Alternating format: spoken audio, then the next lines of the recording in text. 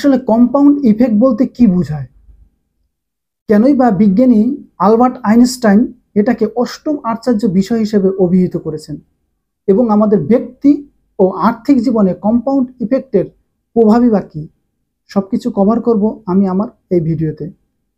তাই ভিডিওটি না টেনে শেষ পর্যন্ত দেখতে থাকুন। আশা করি আপনার ব্যক্তিগত ও আর্থিক জীবনে কম্পাউন্ড ইফেক্ট সম্পর্কে একটি গুরুত্বপূর্ণ ধারণা পাবেন। ব্যক্তি জীবনে কম্পাউন্ড ইফেক্ট বলতে বোঝায় ছোট ছোট ধারাবাহিক কাজের যোগফল।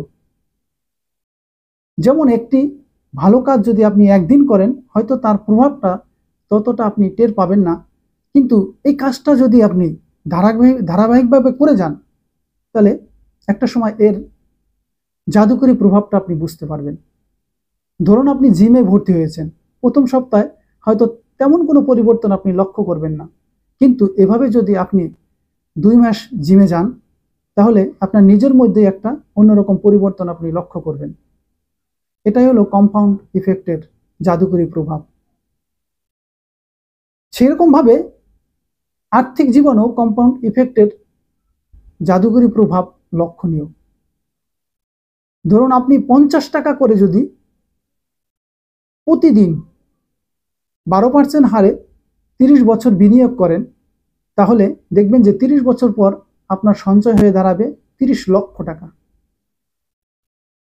আর্থিক খাতে কম্পাউন্ড ইফেক্টের এই জাদুকরী প্রভাবটাই আমাদেরকে সবচেয়ে বেশি আশ্চর্য করে। এই জন্যই আলবার্ট আইনস্টাইন এটাকে অষ্টম আশ্চর্য বিষয় হিসেবে অভিহিত করেছেন। তাই ব্যক্তি জীবনই হোক আর আর্থিক জীবনই হোক, কম্পাউন্ড ইফেক্ট হলো আপনার ধৈর্যের আশ্চর্যজনক ফল। তাই আপনি যত দ্রুতই এইটা শুরু করতে পারবেন, ততই আপনি এর ফলাফল হাতে পাবেন। তাই আর দেরি নয়, ছোট হোক, ধারাবাহিকভাবে আপনি আপনার সঞ্চয় শুরু করুন আর ধৈর্য ধরে অপেক্ষা করুন এর আশ্চর্যজনক ফলাফল পাওয়ার জন্য। ভিডিওটি দেখার জন্য ধন্যবাদ।